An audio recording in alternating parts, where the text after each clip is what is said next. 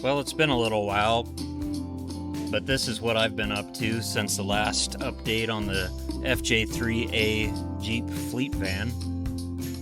Doing some GPS leveling.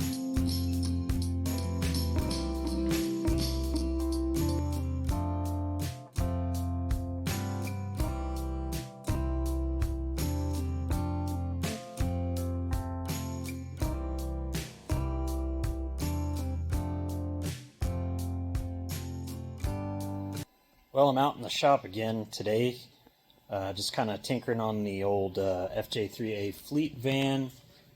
Yeah, this thing is getting super cool. I'm getting excited with it. So when we left off last time, the front link mounts were pretty much mocked up. I'm pretty sure the concept is going to work somewhat. I don't know how it will drive, but I know it will work.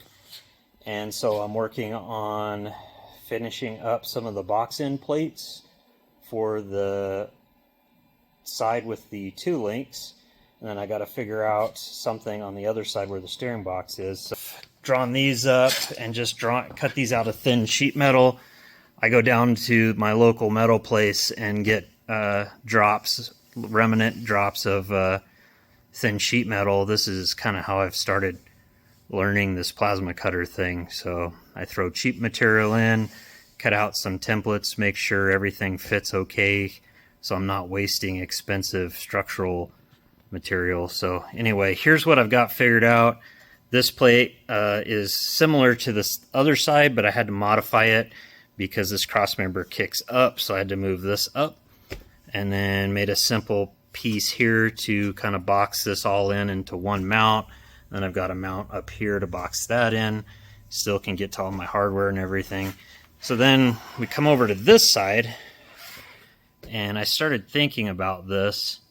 Anything that I put in here to grab this point is going to be getting in the way of my pitman arm here. So I've started thinking, let's see how I can do this. So this is some points I put in. I've got weld nuts inside of these. None of this is welded. This is not all final yet, but I've got them on both sides. These are symmetrical points on both frame horns. The frame has been cut off here. It used to come, pretty far out, probably another 6-8 inches. And I don't have leaf springs anymore, so I don't need the hangers clear out here for a leaf spring. So cut that off. So what I'm planning is to build some sort of bumper brackets off of this, and I'm going to use a different bumper than this thing ever had, so I'll be building my own brackets for that too. So my thought is, instead of trying to grab the cross member here, since I have so much strength in this corner boxed in with this whole unit right here, and I've got partial strength here with this frame horn, my thinking is I'm going to build a cross member from this point to here, and then instead of having a speed hole right here, I'm going to put another weld nut on the inside of here. So this bolts in 3 places here, 2 places here, and then my next thought is over here where there's nothing in my way, I can make a bracket that comes out and welds to this piece and make this whole unit removable. So it will be a crossover, cross member that bolts into the center. I can incorporate maybe a radiator mount, which I still have to do radiator mounts and stuff in this area, so I could probably utilize this for other mounting points. And then it gives me a location that I can drop down and do a tab for this bolt, and it's a lot shorter. So if I come up like this, I've only got, maybe a 4-inch span, whereas if I was to jog over and up and around and into here, there's going to be a lot of flexibility there, and I have no way of boxing that in. So I think this is going to be what I'm going to go with. I'm going to try to mock that up first, just see how it looks, and see if I think it'll work and give me enough strength, and then go from there. It'll put this into double shear. One point will be off of the rail here, one coming back here. So anyway, that's where I'm going to move forward. This is kind of what we're looking like on mock-up. I'm super thrilled with this. I need to make a couple adjustments. I already did on my drawing. I need to drop this point down about 1/4 of an inch because this bracket tapers in and it's not lining up right here. So little adjustment here. That will be done. Change this whole size to probably 5/16 or 3/8. I'll probably do 3/8 on that one, and then come over here and tie this in. So let's get busy. All right, it has been a while. A couple weeks fast forwarded from the last time I was working on this thing. I've had a whole bunch of planting to do, some mid-season crop. Planted about 600 acres of Sudan. It's a grass. And now I'm back in the shop. I've got a little bit of a break this Sunday. Next week I'm gonna finish up some fields. I'm waiting for cutting so I can take those fields out and finish up my spring planting. But for now I'm going to work on the van, and I'm trying to wrap my head around my project where I was. So I started mocking up my panhard bar, track bar, whatever you want to call it. Usually in the 4-wheel drive world, we call it a track bar. In the hot rod world, call it a panhard bar. It's basically the location device for the front axle and a link type suspension. So when your links are parallel, you have nothing to hold the axle side to side. It can drift back and forth. So this being a parallel 3-link, I have nothing to hold it side to side, so I need to build a panhard bar that will be at an angle crossways, and that will hold that axle laterally centered. And there's not a lot of room in this thing, and when you're mocking up stuff that has never been done before, there's always some unforeseen obstacles. And one of those is when I built these spring plates. This is my lower link mount on the driver's side. On the passenger side, I have the upper and lower. On the driver's side, I just have the lower. But I made these plates the same, just being simplistic. And what I've run into is my panhard bar needs to run in the same area as this plate. Now, I added some extra material in this location. The axle sits right here. This is my locating pin. And I added some extra material so I could make a bridged shock mount. So I'm trying to retain as much of that as possible so I still have room to build a shock mount. I don't want to build myself into a corner. But I need to remove this material here so I can have a panhard bar bracket, and when the axle comes fully up under the frame, this will get into that panhard bracket. So I need to plasma cut this off just crudely and refit this. I'm gonna have to take a little bit off of my lower link tabs, but they're plenty long as it is. So I'm gonna trim this up real quick, and then we'll go throw it back under the van and see what we can fit after this clearancing. So let's see here. Trying to keep this square.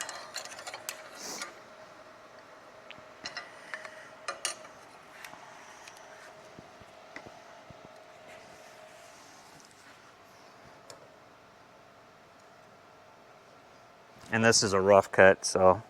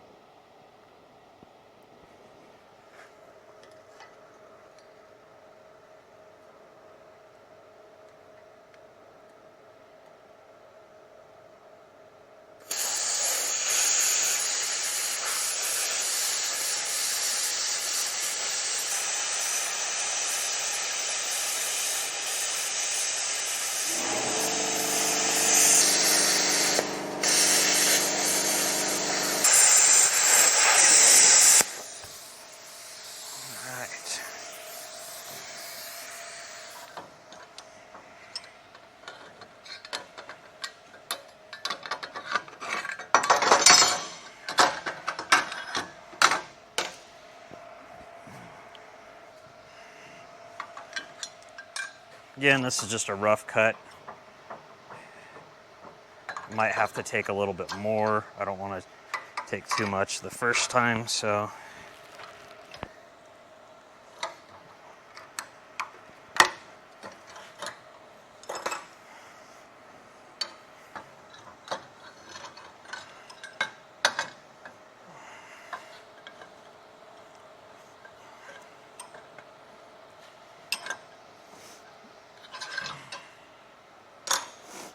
I'm just going to go ahead and clean this up.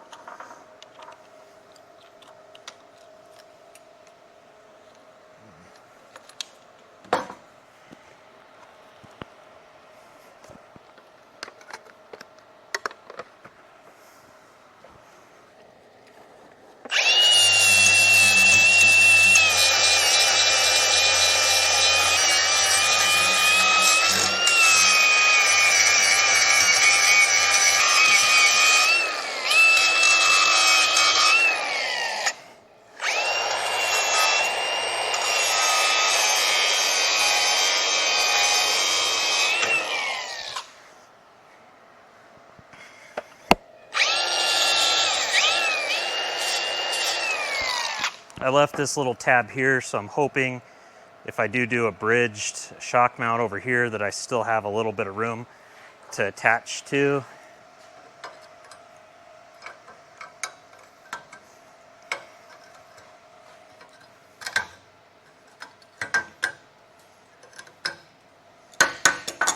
All right.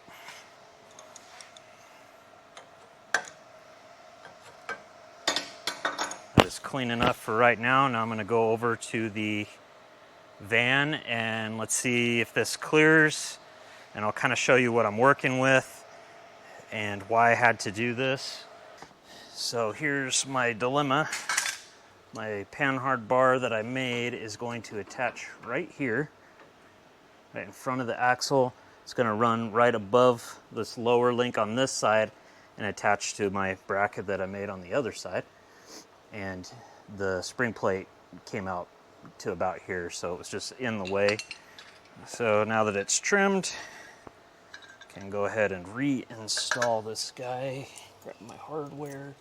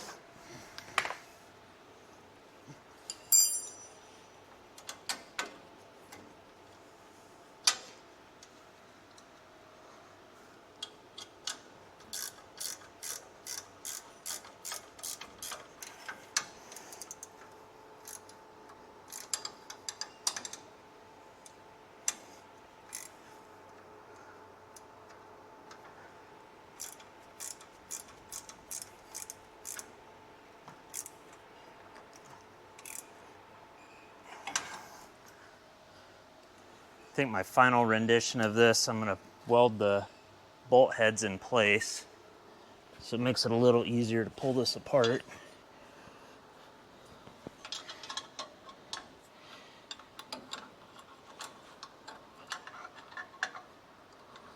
Especially when there's an engine in here and I can't just slide in here.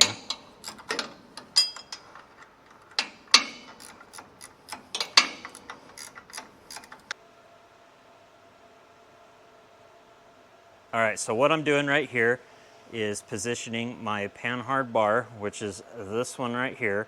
It comes from the frame on this side and goes to the axle on this side. And what this bar does is it locates the position of the front axle side to side. Now, when you're building a link suspension, any link suspension, even if it's not as complicated and stuffed in a small area as this one, you want your panhard bar or your track bar, whichever you want to call it, to be parallel to your drag link. This is your drag link. It comes off of your steering box. There's our steering box, comes off of our pitman arm, and this is what comes across and turns your tires when you turn your steering wheel. You want this bar, the drag link, to be parallel and the same length as your panhard bar or your track bar. Now, panhard and track bar, I think I mentioned this earlier, are the same thing. It's just in the hot rod community, most people can consider them a panhard bar. In the four-wheel drive community, they usually consider that a track bar. Same exact thing, same purpose, does the same thing, just a different name for it. But if these two are not parallel and the same length, when your suspension cycles, when you hit bumps and irregularities in the road, your axle's held center and it's going to force this side to side, creating bump steer. Now, bump steer gives you a very unstable, terrible feeling, and it's kind of dangerous, so you don't want that. That's where you see when people are hitting bumps, going across the desert or whatever, and their steering wheel is jerking side to side. That's bump steer. Someone that has no bump steer, you'll see the suspension is going crazy and the steering wheel is just staying straight ahead. And that is what you're after.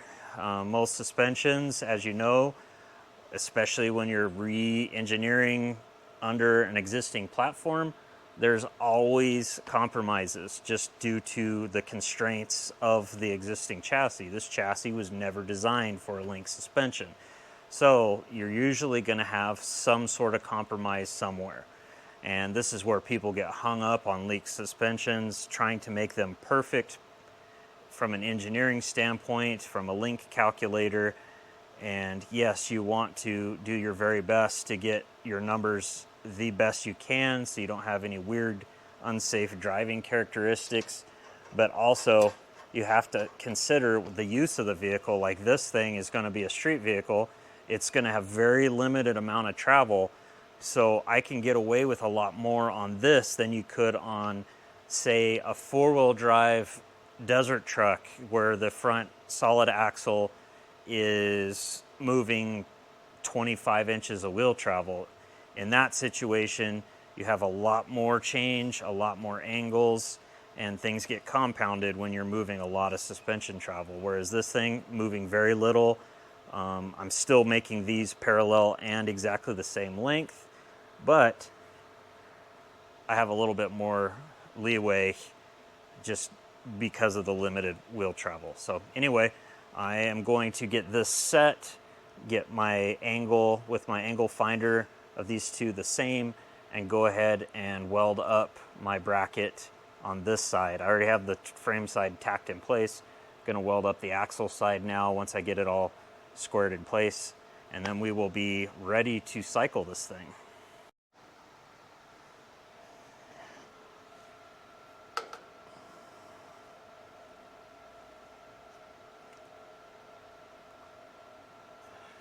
I've got my little angle finder. These guys are cheap. You can get them on Amazon or whatever.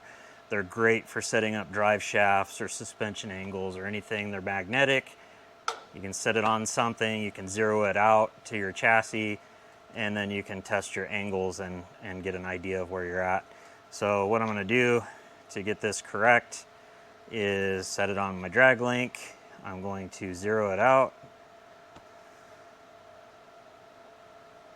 Get this steady. Okay, so now it is centered, or it is zeroed to this angle. Now I'm going to put it on my track bar, and what I want is that to also be 0.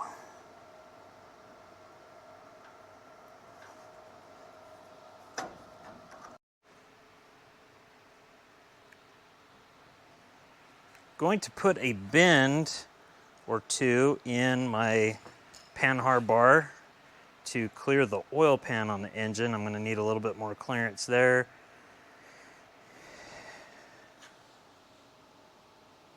This definitely weakens the panhard bar, but this thing is so light and we're not bouncing it off of rocks, so it will still be overkill. So what I'm doing now is centering my tube off of the bracket so when I bend it, it's straight.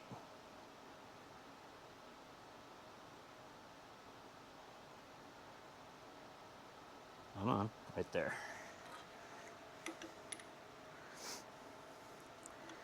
My old homemade tube bender. This is an old M-Tech Supply bender I bought years ago, probably back in, shoot, 07 or 08. I bought a couple of dies and became a master fabricator. Not really. I just used a lot of tubing.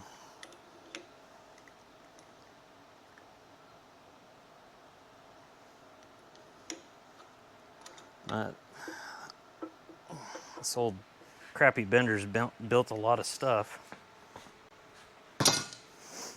All right, so the goal here is to put a couple of bends so the bar clears the oil pan when it's fully aired out. And this will not change the geometry at all between point to point. So between the two bolt holes, it doesn't matter how many bends you have in the bar.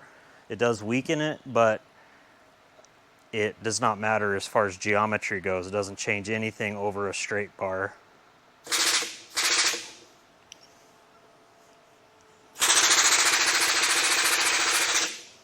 All right, what's going on?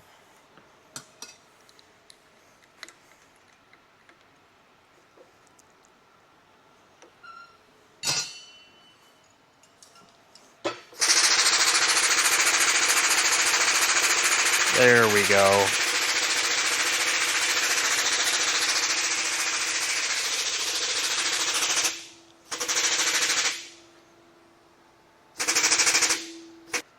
Curious, wherever you guys are, what's the temperature like? It is a hot one in Arizona already. It's probably, I bet you it hits close to 100 today.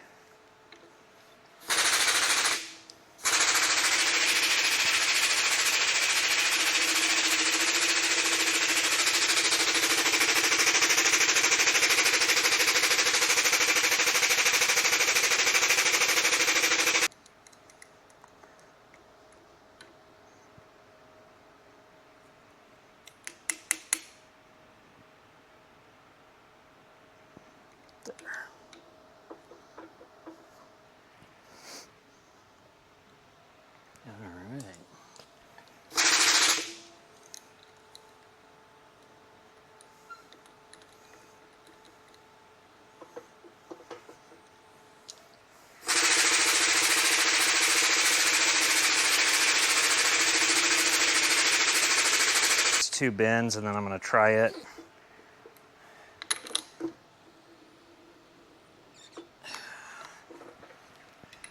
Can always add more later.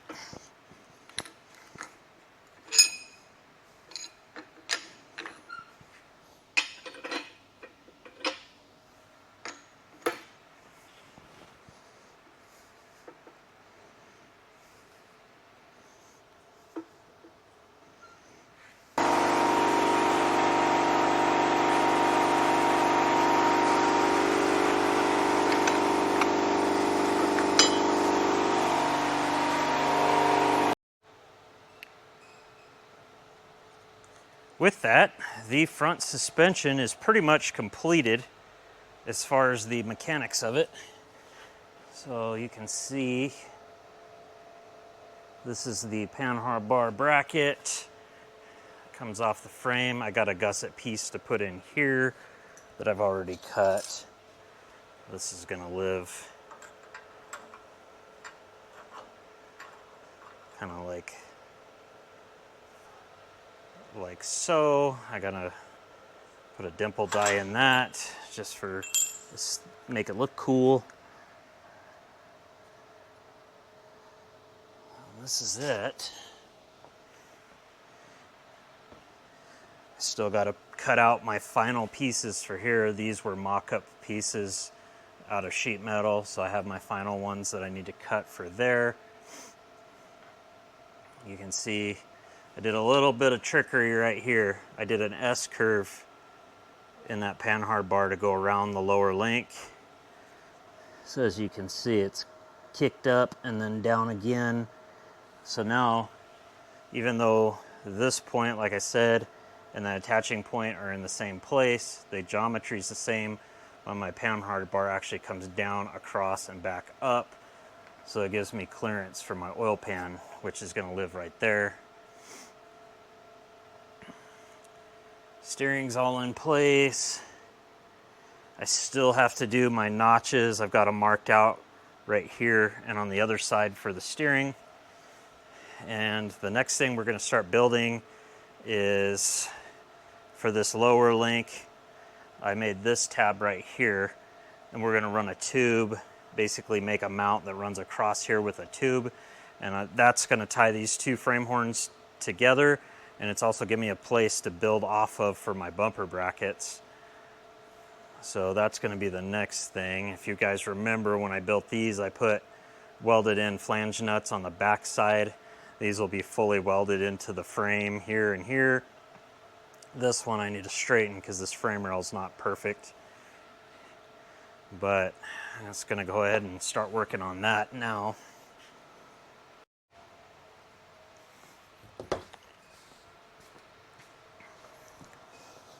Alright, so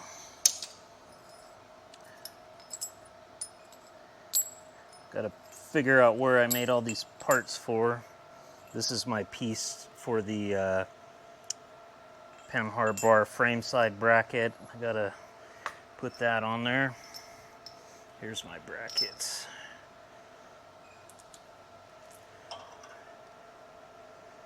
Mock this up real quick.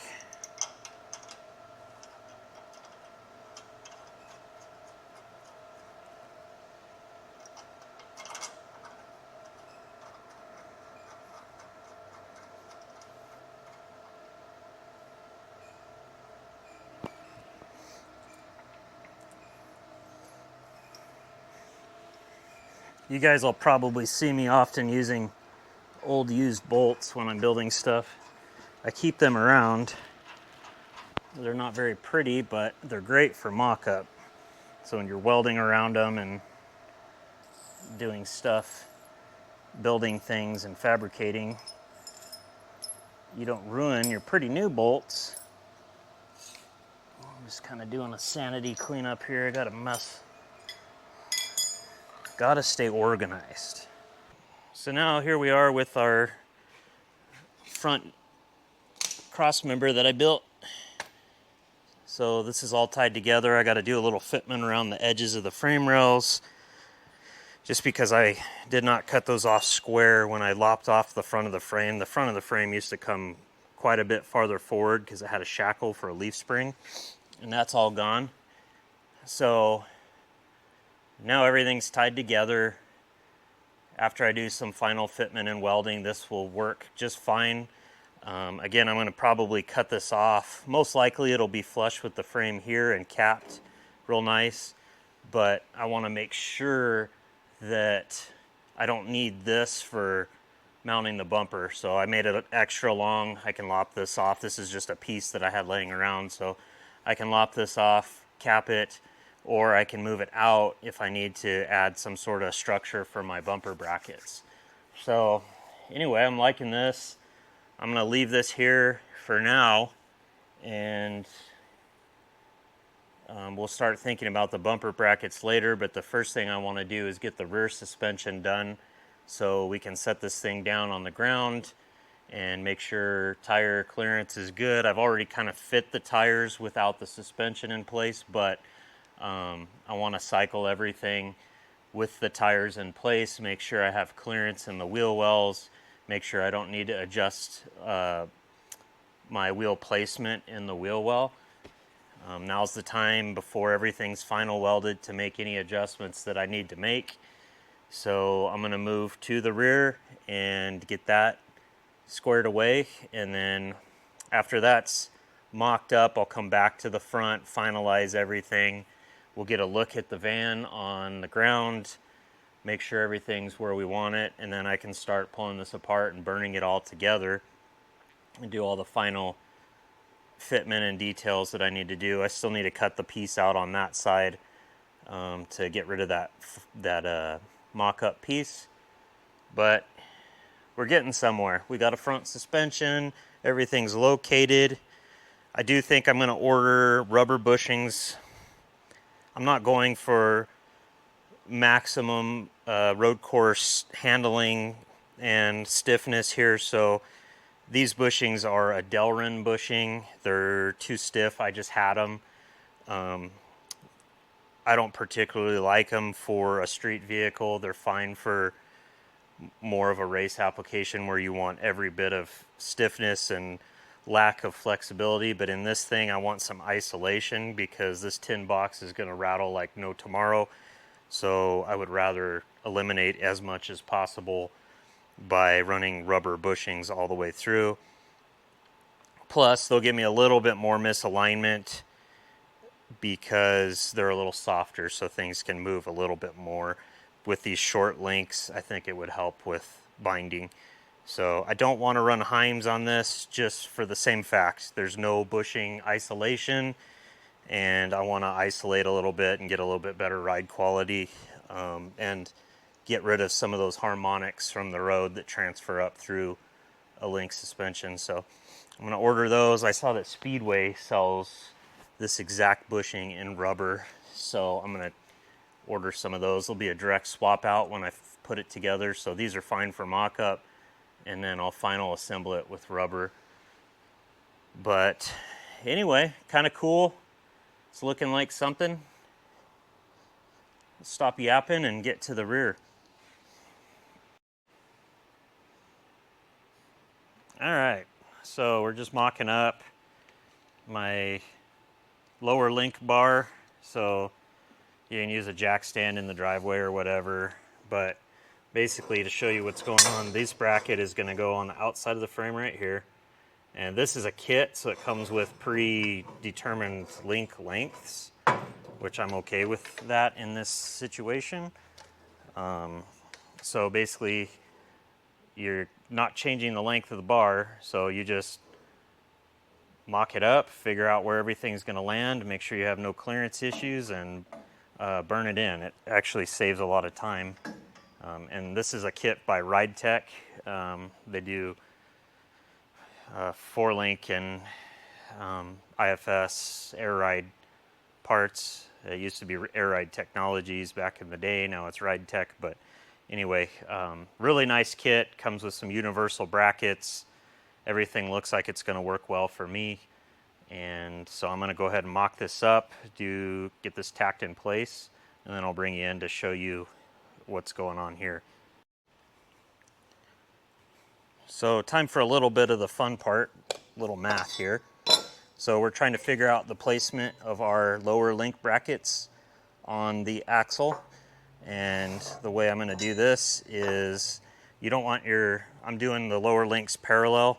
The upper links are going to be triangulated. So we want the lower links completely straight, parallel to the frame rail. So basically, and I want to get them centered on the axle, so they're both the same distance from the center point on the axle to the center of my lower link bracket. So basically I measured from flange to flange on the rear axle, and that is 44.5 inches. And then from outside of frame rail to outside of frame rail is 29.25. And basically what I'm going to do is subtract that, and the difference is 15.25. So that tells me that, and then I divide that by 2, so because we have 2 sides, so dividing it by 2 gives me 7.625. And then this bracket, basically the difference between the outside frame rail and the center of this link is 2 inches.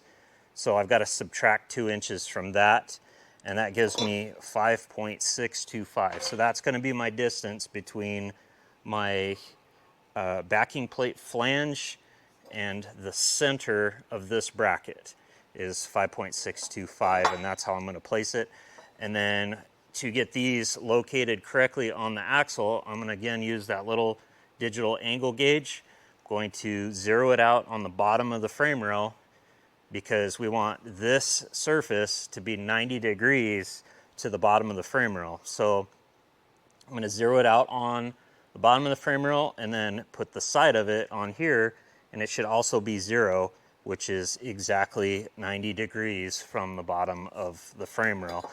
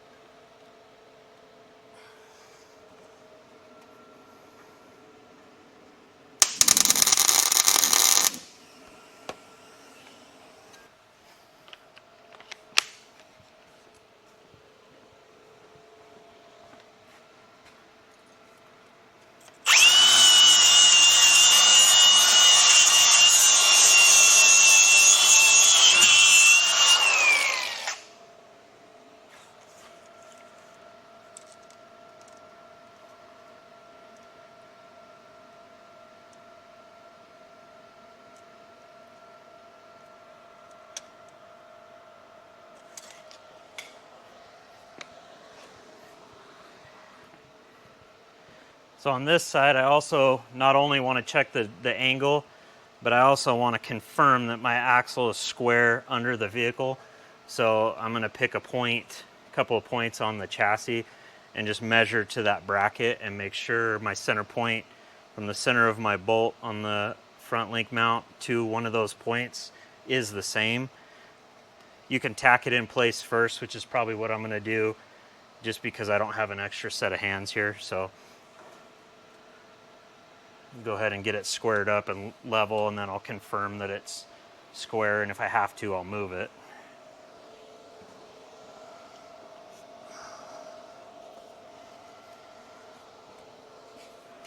Ow. Ow. Ow. Let's see how many times I'm going to kick that light today.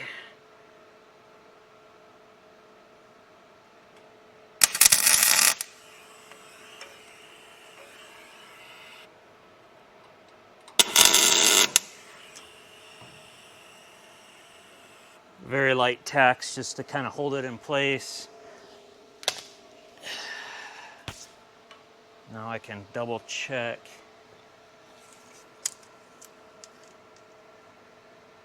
We are exactly the same as the other side, within a 32nd of an inch. Let's double check. 10 1/8. I'm going to go forward also. See to that hole. 6 3/4.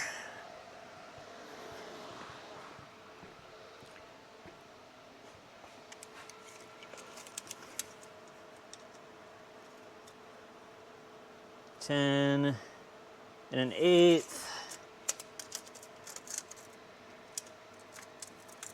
6 3/4. So I've checked a couple different places and we're dead nuts on those lower link bars.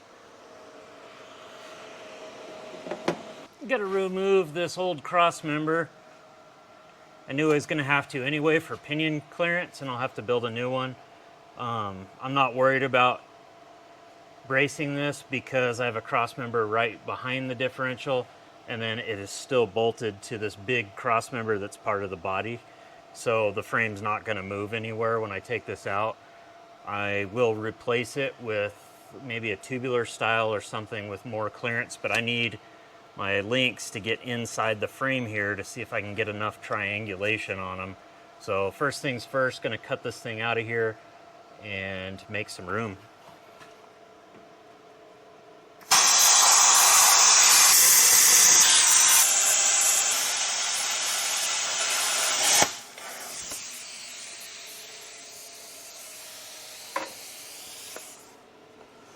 I think I'm going to switch tools here. No room.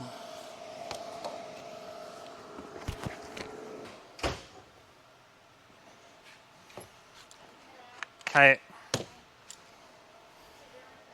Working on the van. The rear suspension.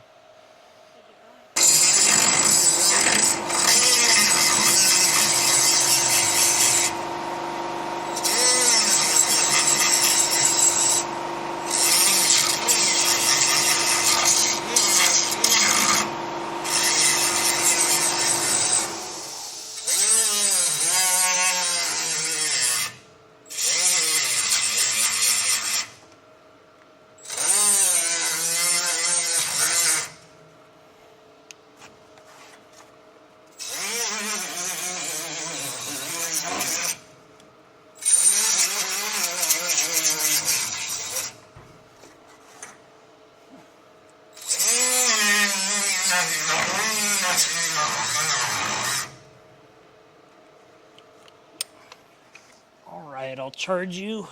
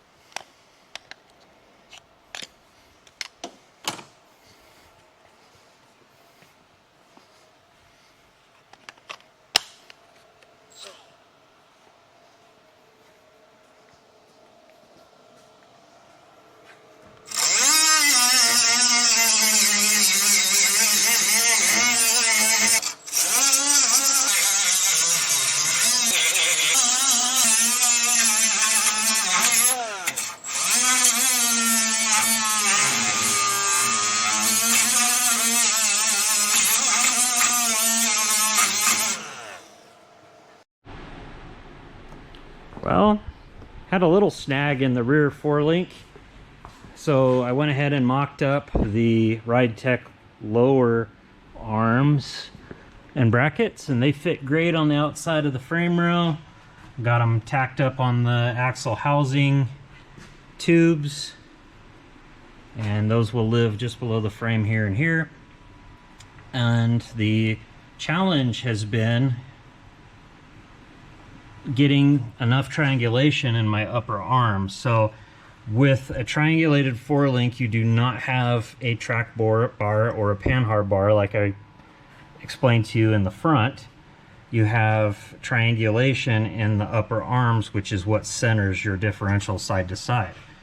So you must have about, I usually like to have at least 30 degrees of triangulation on the arms to locate the differential, and that doesn't let it move side to side enough to have any issues on a street car. So anyway, so what I've come up with, because I did not have enough room, because the frame is too narrow, the axle's too narrow, I could not use the ridetech tabs that would have located on top of the axle tube. So I've cut my own tabs, and we're gonna have to weld into the cast steel center section. Now, cast steel you can weld to with the proper procedure and proper material, which unfortunately I do not have the wire here in my shop to do it, so I do not have these tacked in right now. And I'll probably pull the axle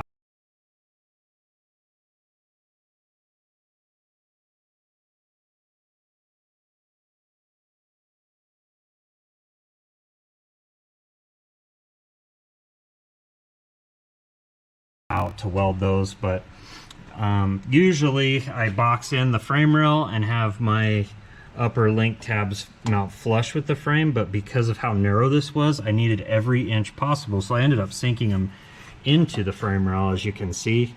So these tabs, or these brackets, now sit inside the frame. I still have enough room to get to my nut on the back side, and I'll be able to weld basically all the way around these, so they'll be super strong. But this frame rail has a little hooey right here I need to repair.